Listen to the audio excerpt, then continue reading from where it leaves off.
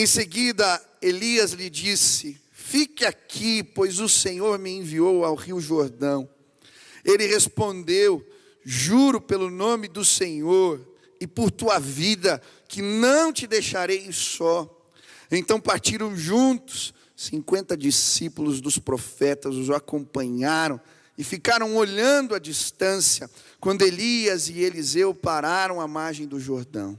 Então Elias tirou o manto, enrolou e com ele bateu nas águas. As águas se dividiram e os dois atravessaram a seco. Depois de atravessar, Elias disse a Eliseu: o que posso fazer por você, antes que eu seja levado para longe de ti? Respondeu Eliseu: faze de mim o principal herdeiro do teu espírito profético. Disse Elias: você fez um pedido difícil, mas se você me vir, quando eu for separado de você, terá o que pediu. Do contrário, não será atendido. De repente, enquanto caminhavam e conversavam, apareceu um carro de fogo, puxado por cavalos de fogo, que o separou, e Elias foi levado aos céus num redemoinho. Quando viu isso, Eliseu gritou: meu pai, tu eras como os carros de guerra e os cavaleiros de Israel. E quando já não podia mais vê-lo, Eliseu pegou as próprias vestes e as rasgou ao meio. Depois pegou o manto de Elias, que tinha caído, e voltou para a margem do Jordão. Então bateu nas águas do rio com o manto e perguntou: onde está agora o Senhor, o Deus de Elias? Tendo batido nas águas, essas se dividiram, e ele a atravessou. Quando os discípulos dos profetas, vindo de Jericó, viram isso, disseram: o espírito profético de Elias repousa sobre Eliseu. Mas eu quero falar desse manto perdido. O que me chamou a atenção na história aqui foi que Elias é levado aos céus com roupa e tudo, e fica o manto. Essa, para mim, é uma das passagens bíblicas que eu mais gosto. Eu já li várias vezes, mas o detalhe do manto, essa semana em especial, me chamou a atenção. Por que o manto? Por que a capa do profeta ficou para trás? Que tipo de legado era esse? O que Deus queria comunicar? Por que o Senhor permitiu isso? O que Deus tinha para falar com Eliseu?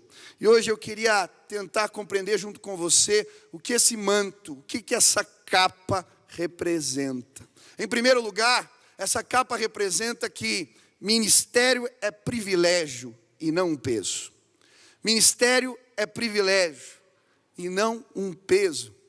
E se você lembrar bem da história de Elias e de Eliseu, você vai lembrar do texto de 1 Reis, capítulo 19, quando Eliseu é chamado por Deus para o ministério. Elias está com a sua capa, e ele simplesmente passa pelo moço, ele não diz nada, ele pega a capa e joga sobre ele. Eliseu já sabia o que aquilo representava, ele sabia o que aquilo significava, ele estava sendo chamado para o exercício do ministério. Eliseu considerou aquilo uma grande honra, ele não pestanejou, ele só pediu para se despedir dos pais. Na hora que ele foi chamado para o ministério, ele estava trabalhando no campo, arando a terra, com juntas de boi, 12 bois. Ele pega as parelhas, põe no fogo, faz um churrasco, mata os bois, faz uma festa, porque ele entendia que aquele era um grande privilégio, uma grande honra. Esse era o jeito de dizer que não tinha como voltar atrás. Ele quebrou as pontes. O trabalho antigo não tinha mais como, ele tinha acabado com as ferramentas de trabalho. Ele entendia que seguir a Deus, servir ao Senhor, era privilégio. Pai, uma das coisas que marcam a minha vida é que você sempre considerou um grande privilégio servir a Deus. Não é peso. Embora tivesse as lutas, as batalhas, sempre foi um grande privilégio. E o meu pai e minha mãe, eles tinham um acordo. Um acordo que eles não falariam as coisas difíceis, complicadas, os problemas dos irmãos, as confusões, eles nos guardariam, nos preservariam em relação a isso. E até tinha um acordo mais sério, que se de alguma maneira o trabalho na igreja atrapalhasse a nossa vida espiritual, a minha mãe tinha total liberdade para nos levar, eu e a Kelly, para servirmos em outra igreja. Porque o nosso compromisso com o Senhor era mais importante do que qualquer outra coisa. E sabe, várias vezes lá em casa eu ouvi o pai dizendo, não edifica. A gente perguntava uma história, né, uma fofoca, uma complicação que a gente sabia que estava rolando. Ele, isso não edifica. E não falava. Tem coisa que eu só fui descobrir agora, depois de velho, né? Não estou tão velho assim, poxa vida. Mas agora no ministério, porque o pai nos guardou, o pai e a mãe nos guardaram. E o que eu ouvia lá em casa era a respeito dos milagres, dos sinais, das bênçãos, do que Deus estava fazendo, como a igreja estava crescendo, as coisas que estavam acontecendo. E sabe, eu aprendi, para mim é uma honra, é privilégio servir ao Senhor com inteireza de coração. Eu lembro quando eu aprendi a ler, tinha acabado de ser alfabetizado, o primeiro livro que o pai me pôs na mão foi a Bíblia. Era uma Bíblia grande, a tradução, naquela época era a linguagem de hoje, né? Não era nova a linguagem de hoje, a linguagem de hoje. E ele leu comigo, falou, ó, primeiro livro que você vai ler, adivinha qual que é?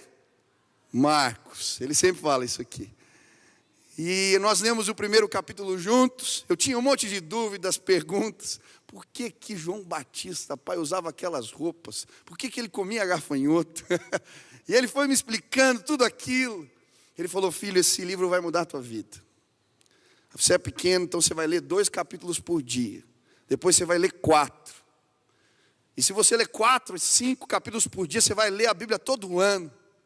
Hoje eu leio um pouco mais do que isso, porque esse livro mudou a minha vida. E eu aprendi com este livro que servir a Deus é uma honra, é um grande privilégio. Ele transformou em história. E hoje eu quero dizer para você, quantos aqui entregaram a vida para Jesus? Levante as mãos. Você é privilegiado, você é honrado. Você ganhou a melhor coisa que você podia ganhar na sua vida. E se você se comprometer e servir a Deus com alegria, entender que é privilégio, e se você tomar a palavra de Deus e amar essa palavra, ela vai transformar a tua vida, a tua história. As tuas decisões vão ser marcadas pelo poder de Deus. A capa de Elias representava isso. Eliseu, lembra como você começou? Esse é um recomeço. Lembra, você fez uma festa. Servir a Deus é privilégio. Segunda lição que eu aprendo com a capa de Elias é que a unção e a autoridade espiritual, elas são conquistadas na presença de Deus. A Bíblia vai narrar que quando eles estão nesse trajeto, Elias pega a capa e toca o rio, e o rio se abre. De certa maneira, aquela capa representava a unção, a autoridade espiritual depositada sobre a vida daquele homem. Mas sabe, o que concedia poder a Elias, unção e autoridade, não era uma capa, não era a posição que ele exercia como profeta. Isso não traz autoridade. A autoridade, ela é conquistada na presença de Deus. Aquele era um homem do Senhor, que conquistou na sua busca aquela unção, por isso o rio abria. E agora, Eliseu está num conflito interior. Como é que eu vou suceder um homem como esse Elias? Como é que eu vou continuar o ministério de um homem como Elias? E ele literalmente persegue Elias. Elias, ele lecionava em escolas de profetas. Haviam várias, em várias cidades, onde ele ensinava os jovens a como servir a Deus.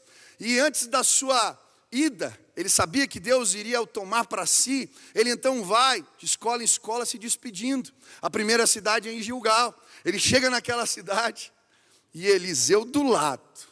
Quando ele se despede também de Eliseu. Estou indo embora. E Eliseu diz, tão certo como o Senhor vive, e eu vivo, não te deixarei. Ele sai de Gilgal e vai para Betel, outra cidade, se despedir de outra escola. Quando ele se despede, também se despede de Eliseu. E Eliseu diz de novo, tão certo como o Senhor vive, e como eu vivo, não te deixarei.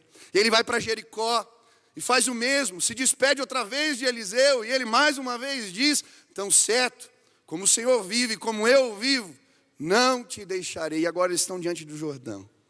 E Elias pergunta para Eliseu, o que você quer, meu filho? Por que você não me larga? O que você está querendo? Eliseu diz para ele, eu quero a porção do Espírito que está sobre a sua vida para dirigir, para continuar teu ministério. A dupla bênção, a bênção do primogênito, eu quero essa unção. Elias olha para ele e diz, isso eu não posso te dar.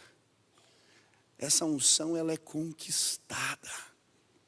Se você conquistou essa unção na presença do Pai, quando o Senhor me tomar, você vai ver as carruagens de fogo vindo, chegando. E eles estão do outro lado do rio. De repente vem um redemoinho. Elias é tomado pelo Senhor, mas Eliseu, ele vê as carruagens de fogo. E ele sabia, ele tinha conquistado a unção.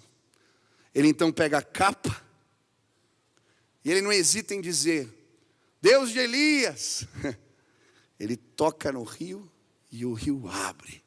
Os profetas que estavam do outro lado, quando vem Eliseu passar com a capa de Elias, eles sabiam, a unção que estava sobre Elias, agora está sobre a vida de Eliseu. Uma coisa que eu aprendi nesses anos de ministério, Pai, e que você me ensinou, é que a autoridade vem de Deus. E ela é conquistada na presença do Senhor. E uma das marcas da tua vida e da vida da mãe para mim, é a busca que vocês têm pela presença de Deus através da oração. Sempre as decisões foram tomadas. Decisões importantes, às vezes em volta da cama, todos nós como família. O pai orava, entregava a Bíblia, falava, filho, abre, Deus vai falar com a gente. E eu via Deus falando. Eu via Deus tratando, Deus mostrando, Deus movendo. Quando o pai dizia que estava voltando da árvore, ele tem uma árvore que ele ora. Quando o pai diz que voltou da árvore, alguma coisa Deus falou com ele. Ele tem um caderninho, uma agenda, onde ele anota as coisas que Deus falou com ele, nos momentos de oração. E eu sempre tive curiosidade de dar uma fuçada nesse caderno. E um dia, ele deu uma vacilada, e deixou a agenda em cima de uma mesa na sala de casa. E eu passei, eu já tinha casado já, e eu vi a agenda, eu falei, é agora, é hoje. E eu peguei a agendinha e fui dar uma olhada. Eu já confessei para ele o pecado às 9 horas, estou confessando de novo. E quando eu comecei a ler a agenda, eu me emocionei. Tinham orações que ele fez pela minha mãe, por mim, antes de casar, com as datas, orando pelo meu casamento, pela minha esposa, pela minha irmã. E muitas coisas que ele escreveu naquele caderno já se concretizaram na minha vida. Eu lembro muito bem, pai, da conversa que tivemos na garagem. Eu era adolescente, e um dia chegando do culto, o pai mandou a mãe e a Kelly subirem, e ficamos só nós dois no carro. E ele começou a contar experiências que ele tinha tido com Deus. E ele falou para mim, filho, existem coisas a respeito de Deus que você ainda não conhece. E eu estou orando para que você tenha as tuas experiências com o Senhor. E quando nós subimos, ele me deu um livro de presente. O autor, pastor Enéas Tonini, o nome do livro, Vidas Poderosas. Contavam histórias de avivalistas, homens de Deus. E como eles conquistaram autoridade e unção na presença do Senhor. Eu devorei aquele livro. E aquelas histórias me marcaram. Eu era atleta, eu queria ser um jogador profissional, ir para as Olimpíadas. E eu lembro que depois de ler aquele livro, um dia tomando banho, eu falei, eu não quero mais ser jogador. Eu quero ser um avivalista como aqueles homens que eu li no livro que o meu pai me deu. Eu quero essa autoridade, eu quero essa unção. Eu lembro do que li, pai, naqueles livros sobre Finney. E quero citá-lo aqui quando ele diz, o milagre do avivamento é bem semelhante ao de uma colheita de trigo. Ele desce do céu quando crentes heróicos entram na batalha, decididos a vencer ou morrer. E se for necessário, vencer e morrer. O reino dos céus é tomado por esforço, e os que se esforçam se apoderam dele. Lembro de ler nesse livro também as histórias de John Wesley. E quero citá-lo aqui quando ele diz, eles perguntaram para John Wesley, como é que ele atraía as multidões para ouvi-lo pregar? E ele disse, eu me coloco em chamas, e o povo vem de toda parte para me ver queimar. Unção, autoridade, não vem com uma capa ou com um cargo. Ela é concedida pela graça e favor de Deus. E ela é conquistada na presença do Altíssimo.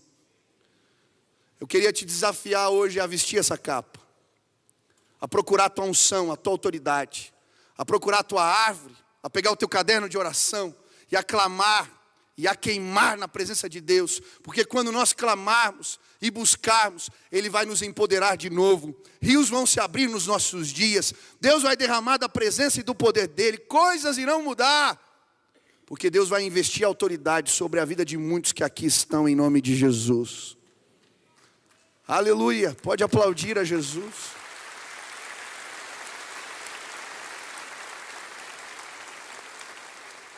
Eu desafiei os jovens nesse sábado. Toda a minha liderança, eu quero poder dizer que todos os pastores que trabalham comigo e todos os supervisores de célula, eles leem a Bíblia todo ano. E eles têm pelo menos meia hora a 1 hora de oração. Eu quero poder dizer isso. E nós estamos numa campanha, o pessoal está lendo a Bíblia, está devorando, e Deus vai trazer avivamento aqui para essa igreja no meio da juventude. Esse livro muda a vida das pessoas. As histórias da Bíblia têm poder. Conquista em nome de Jesus a tua unção. Em nome de Jesus, conquista ela. Deus tem mais para nós quanto igreja. Chegamos aqui, Pai, 30 anos. Deus tem mais uma caminhada. E coisas maiores virão. Porque Deus vai investir de novo a autoridade, de novo, e a unção de Deus vai alcançar a tua vida hoje neste lugar, eu creio em nome de Jesus. Você vai sair daqui querendo ler a Bíblia, querendo orar, querendo ter experiências com Deus, eu creio. Deus vai colocar essa capa, já lançou ela sobre você, entende que é privilégio servir a Jesus. Terceiro, a capa representava o compromisso com a verdade da revelação de Deus. Assim como a toga de um juiz, ela representa algo. Um compromisso de não dobrar as leis. O compromisso de ser imparcial. O compromisso de julgar corretamente. E não com outros interesses. A capa do profeta, da mesma forma, envolvia um compromisso. O profeta que recebia essa capa tinha um compromisso de falar a verdade a respeito da revelação de Deus, custe o que custar, doa a quem doer. E esse foi o compromisso de Elias. Elias usou muito bem a capa de profeta, porque ele não teve medo no seu tempo de desafiar autoridades poderosos. Ele chegou para Acabe e condenou o pecado de Acabe. E por conta disso ele foi perseguido, tentaram matar. Ele foi viver em lugares inóspitos. Ele foi se esconder na casa de uma viúva. Porque ele não tinha medo de dizer o que Deus lhe mandava dizer. Ou mesmo se tivesse medo, ele tinha um compromisso com a verdade da revelação de Deus. Depois ele desafia Jezabel. Deus manda fogo do céu. Mesmo assim é perseguido de novo. E essas são as histórias dos profetas na Bíblia. Me agrada muito a história de Jeremias. Que chamado pesado. Deus manda ele desafiar as autoridades do seu tempo. Ele diz, eu sou uma criança. Ele está com medo. Mas o Senhor lhe reveste de autoridade. Sofreu. Tem um livro na Bíblia chamado Lamentações de Jeremias. São só os choros de Jeremias. Ele foi parar numa prisão. Foi jogado numa cisterna. Para morrer de fome. Mas o Senhor sustentou aquele profeta. Pai, eu tenho visto esses 30 anos do teu ministério, você vestir essa capa. E se comprometer verdadeiramente com a revelação de Deus, custe a que custar, doa quem doer. O Pai tem esse coração pastoral, você vem ele falando, ele fala manso, é gostoso. Mas quando precisa puxar a orelha, ele puxa. Quando precisa dizer que pecado é pecado, ele diz. Eu nunca vou me esquecer, num retiro de pastores, quando ele convocou todo mundo, falou, olha, caderninho de oração. Deus me mandou tomar posição em relação a algumas coisas que estão acontecendo no nosso país. Eu quero que vocês orem por mim, porque eu vou pregar e eu vou falar. Custe o que custar, doa a quem doer. E ele pregou, falou, não vote em determinado partido. Apresentou aqui, ó, o plano de governo. Isso aqui é a institucionalização da iniquidade. Nós não podemos nos comprometer com isso. Ele saiu daqui e já começaram as ligações. Porque esse vídeo viralizou na internet de uma maneira sobrenatural, porque era Deus querendo falar à nação. Não era uma palavra qualquer. A palavra do profeta, ela ecoa.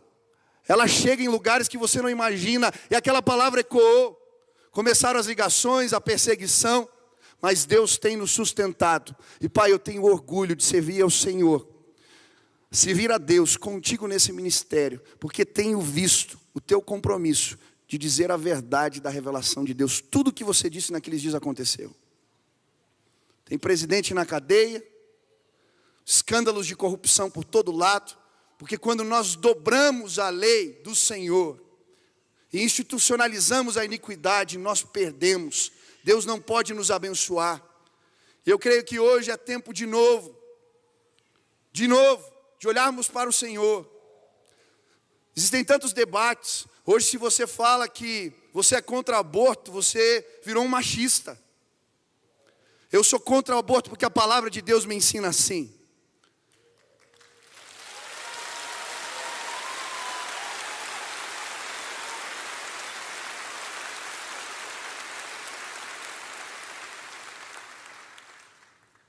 E eu quero pregar essa palavra.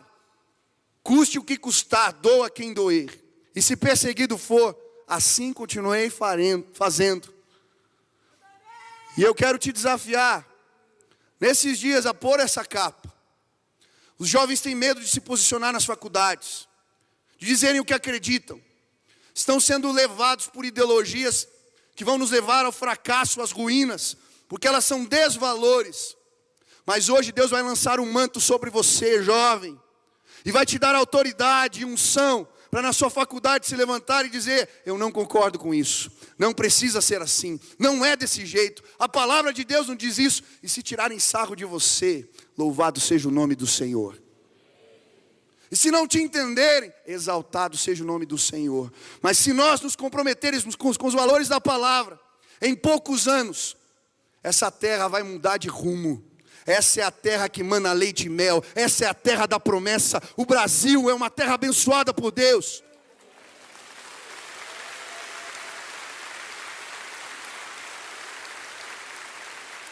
Quando os homens e mulheres de bem dessa sociedade, as pessoas que conhecem a verdade, tiverem o coragem que Elias teve, que Eliseu teve, que Jeremias teve, de usar essa capa, em poucos anos, a prosperidade, a graça e o favor de Deus alcançarão as nossas casas. Não tenha medo. Não tenha medo. Hoje a gente não pode contrariar ninguém. É uma geração que se você diz algo contrário, ela bate o pé e te critica. Jesus é um Deus de amor, sim. Mas Jesus exortava, sim.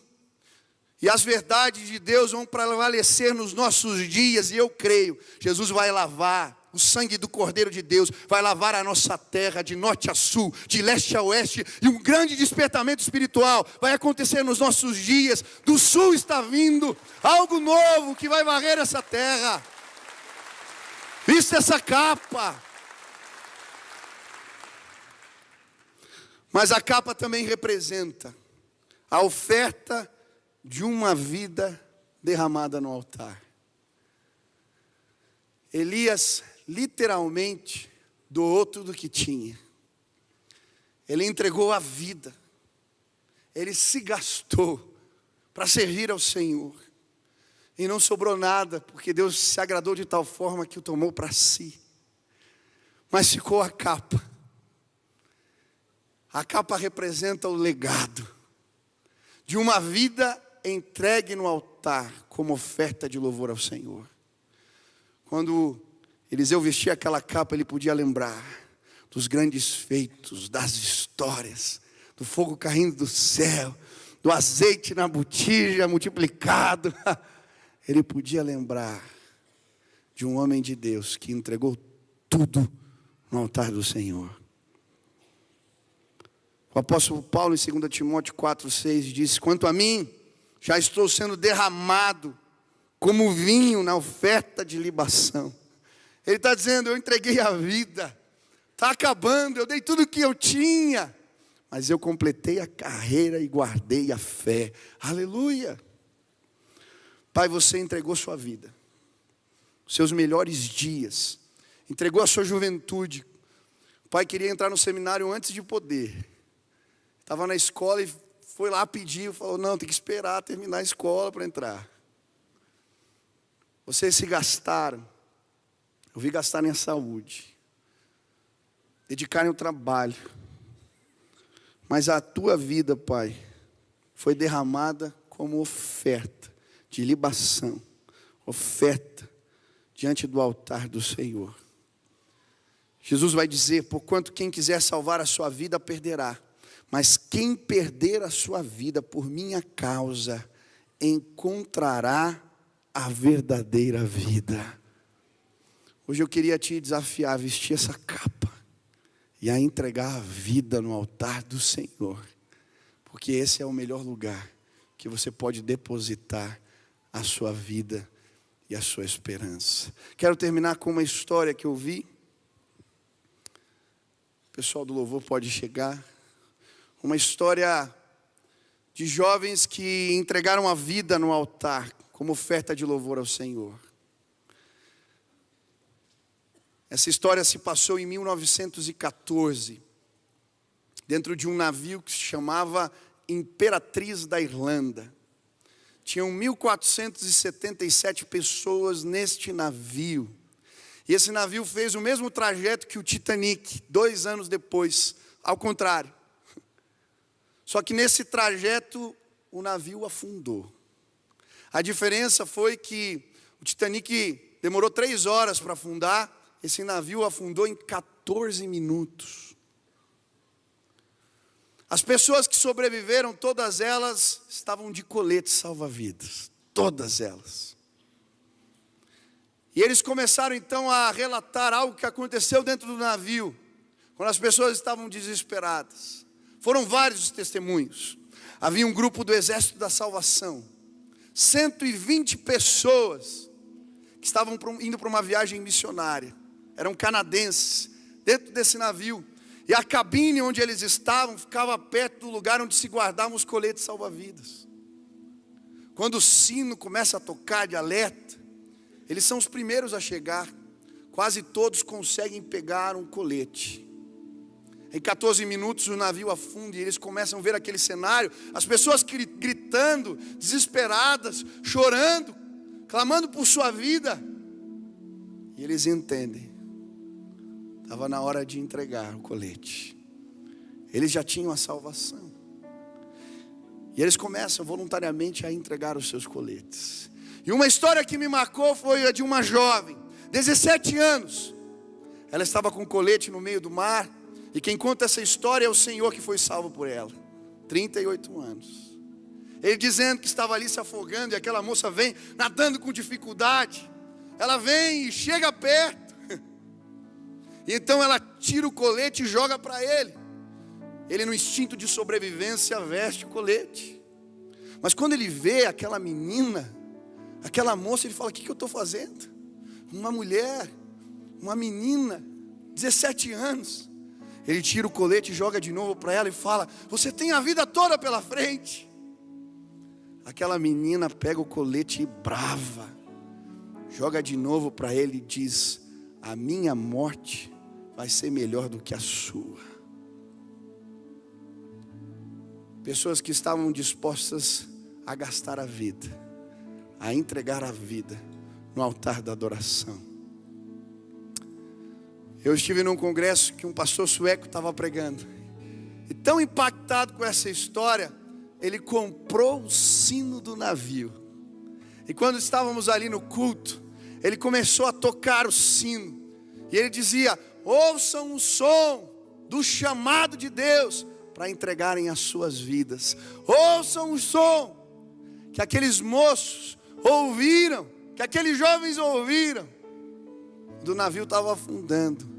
Não era um sinal de alerta, era um chamado de Deus.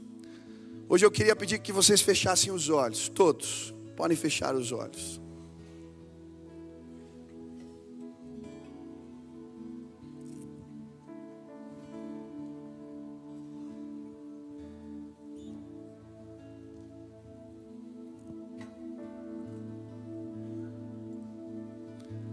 Eu não tenho o sino daquele navio, mas eu trouxe um outro sino. E eu queria que vocês hoje ouvissem o som do chamado de Deus para dedicar a vida como oferta de louvor ao Senhor.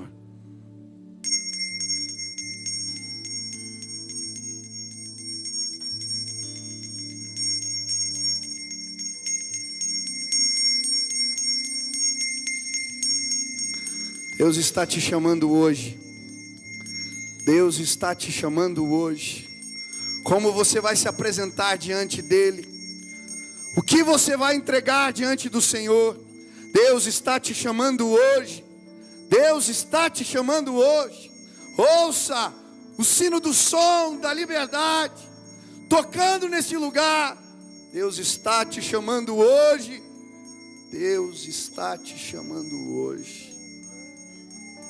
O que você vai entregar na presença do Senhor?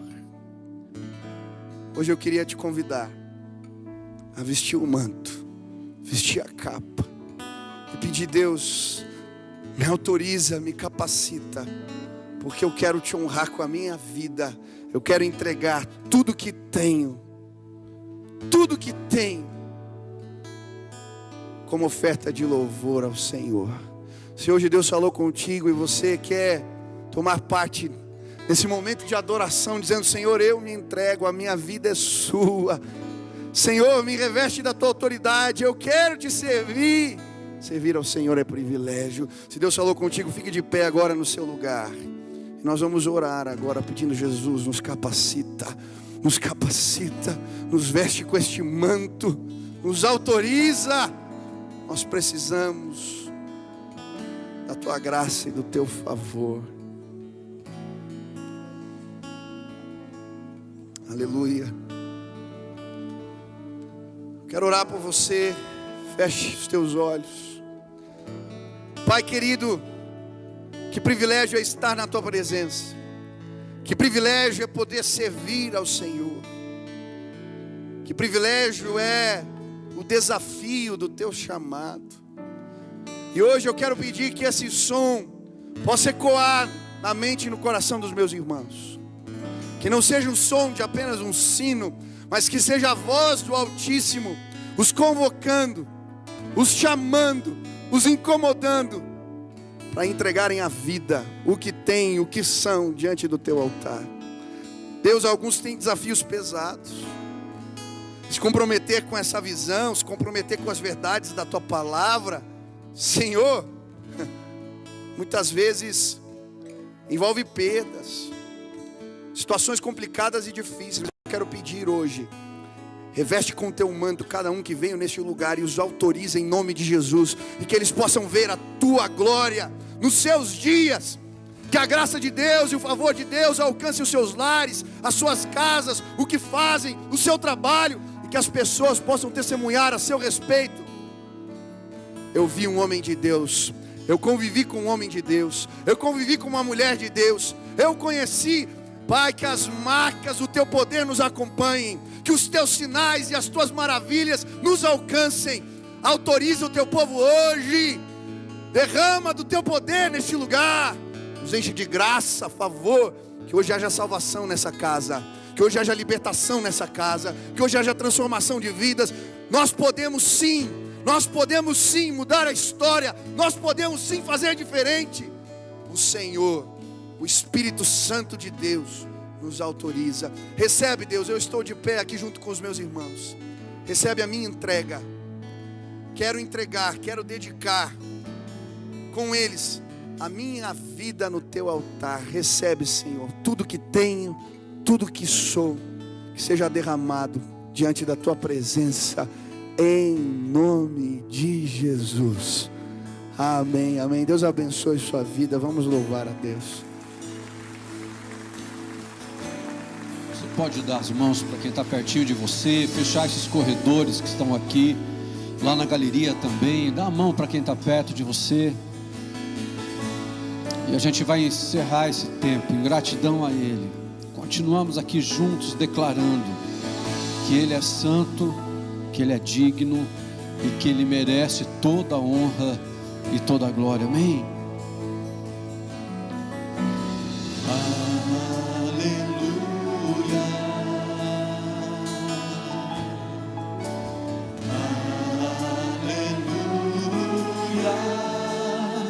Reina sempre o grandioso Senhor.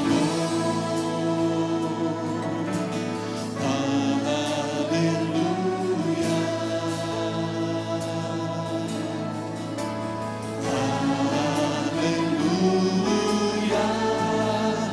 Reina sempre o grandioso Senhor.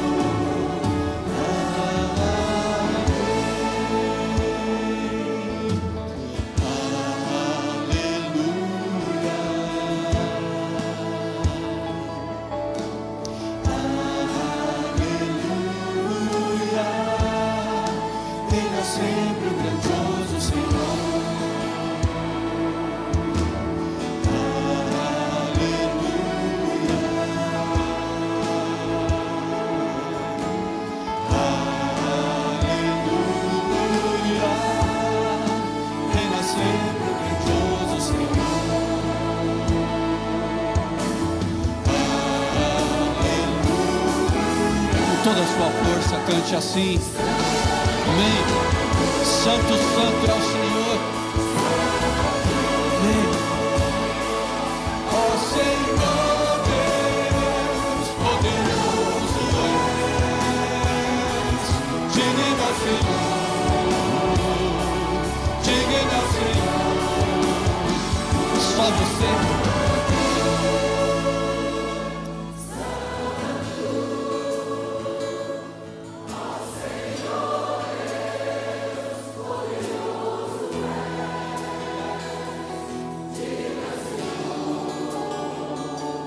Digno ao Senhor, tu és santo.